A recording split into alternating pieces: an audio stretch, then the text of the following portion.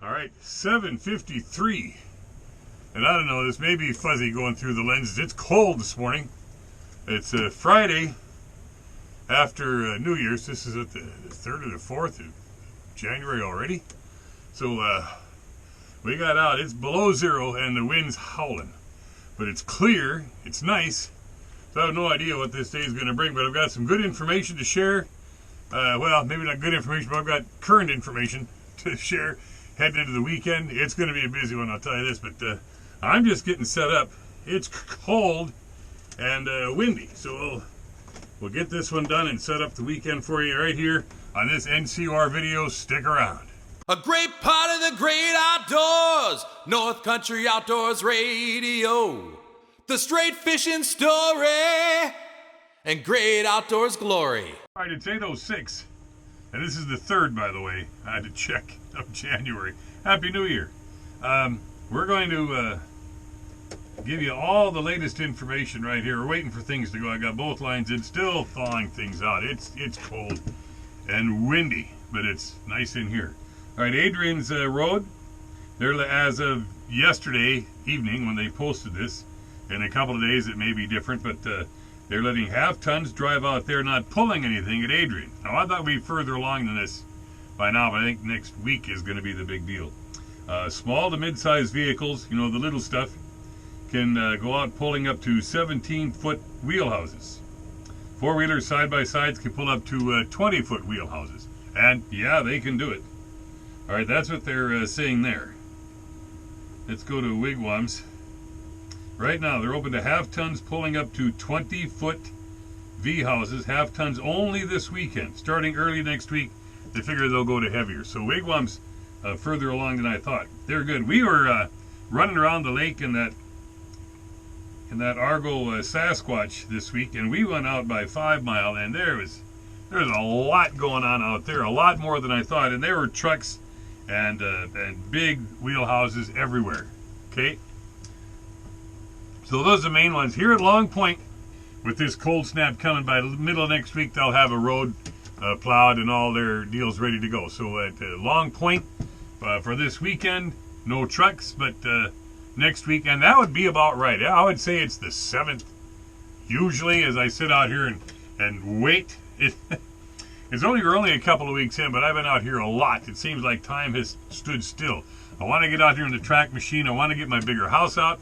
And I'll be doing that here next week. Hopefully it'll get good and cold for a while, and then it warms up just so I can get this outside work done, and then it will start again. But, it's cold out. You know, my ranger's not starting right now. It's only 5 below, but it's windy. Wind chill's got to be way down there. So it's one of those days when you say, gee, Kurt, why don't you guide anymore? Well, in the wintertime, this is why. So I can almost take care of myself out here, but as far as a bunch of other people, it'd be tough. So, fingers crossed, we'll get the fish coming in here. You know, 9 or 9:30 is about when you can expect things to start going. So, I usually have 1 or 2, or at least have seen a few things by now, but so far, nothing. 8:48. I saw one scoot across the bottom a little while ago, but I'm going to bite this one. Come on up, buddy. Well, popped it good. And then, of course, then I get a miss. This is the kind of morning it's been. I think he's gone. I better check my bait. Well, that was fun enough. And my bait's gone. Show you. Blinking light. Pink blinking light, pink tungsten jig, little one. And we're gonna put a live chub on this one. This one just hangs there. Actually, it's on my right hand, so there's another fish coming in too. Let that hang. And here comes another one.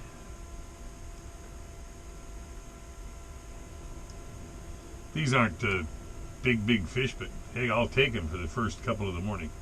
He's not interested in that. So we'll get this one down.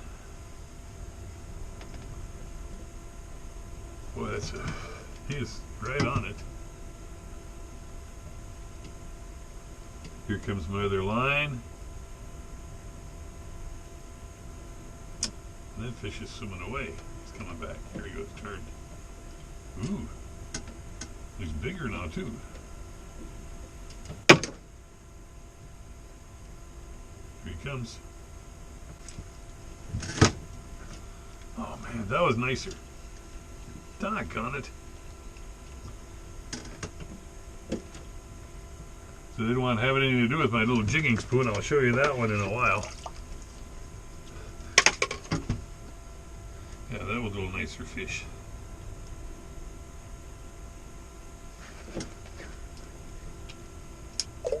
Oh, come on. Don't be gone. There's still something there. Nothing takes longer than trying to get a little bait down. There he is. Look, he's a nice one. Come on up. Here he comes again. Come on. He's a nice one. Got him this time. Got him. Got him. Okay, and remember I said he was a nice one.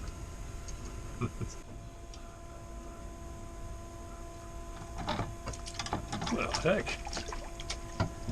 It is not too bad of a one. Pretty nice looking sauger here. This is my first. I fished yesterday. Well, I caught some yesterday, but nothing to keep. That's what happened yesterday. This one is 14 and a half inches. This is my first keeper of 2025. How about that? And I have been here for an hour. There's another fish down there.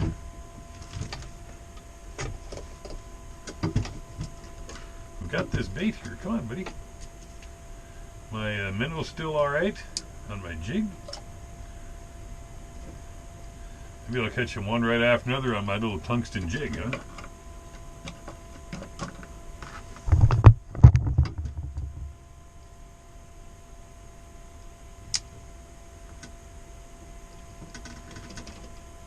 To go from nothing to aggressive fish, and there's another one there right away, right there. See him?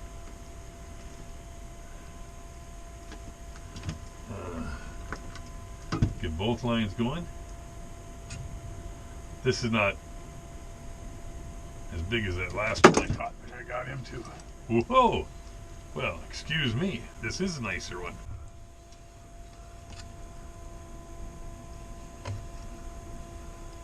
This one seems bigger than the one I just caught. No, he's not though.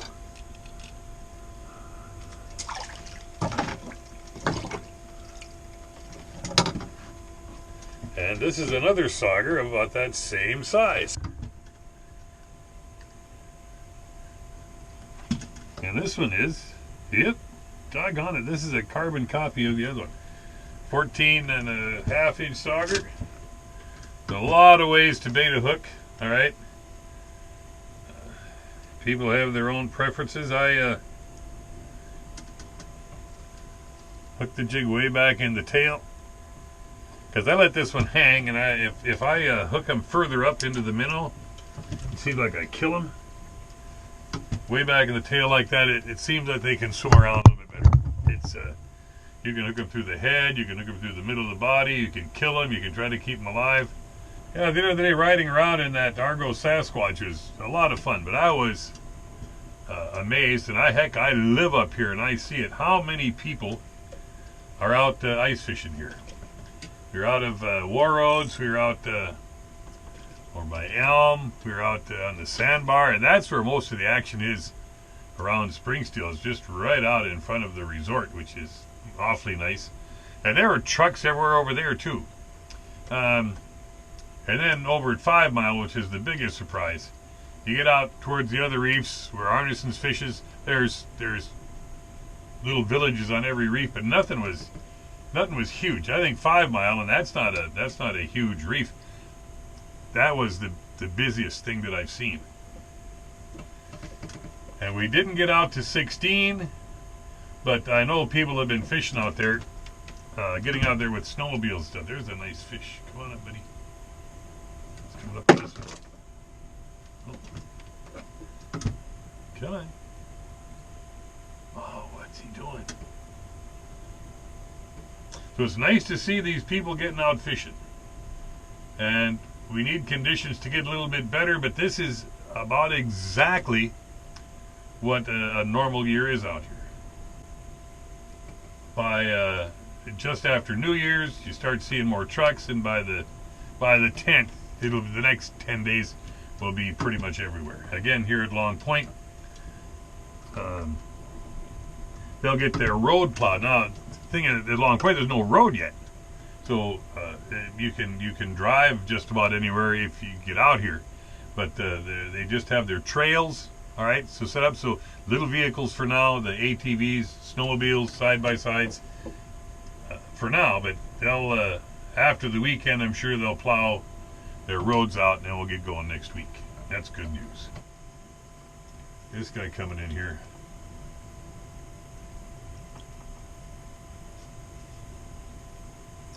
See, I've had a lot of those, and well, he's turning around and coming back. But those suspended fish used to be walleyes, used to be nice walleyes, but now I'm not sure what they are. Kind of decided maybe they're tulipies, but look at how he's slashing around there and doesn't bite, doesn't even touch it. And he keeps coming back again. I'm less than 10 feet below the hole now, and that fish is still right on there. And there's no reason why. That's a small jig. There's no reason why, if that's a tulipy, he can't bite that. He's slashing back and forth, and I can get him to go back down a little bit too. So it's kind of fun, but it should pay off eventually. There he is. He's coming down. Hey, well,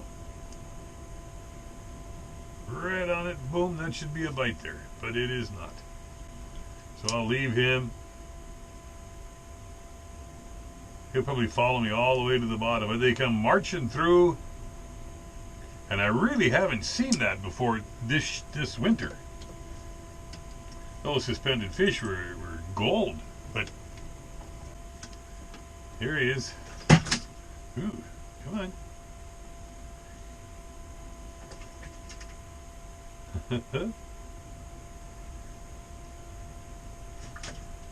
This doesn't look like the same fish that was there a second ago. Come on. He's coming up real slow. Keep coming, buddy. You can bite. Here's just a tap. He's on there. Got him. Not as good as the other ones that I had.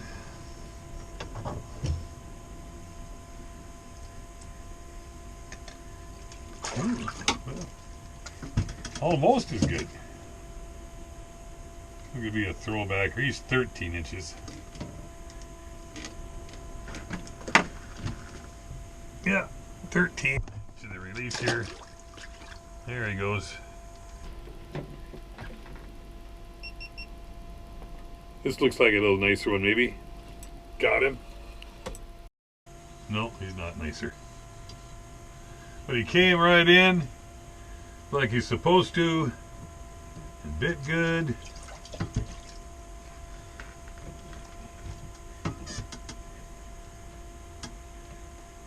This is a 13 and a half incher, I'll bet. Back today. Get going, buddy. There he goes. Ooh, I've got more fish down there. Got another fish down there. Let's see which one he wants. Oop, he's biting this one. He's biting over here. There we go.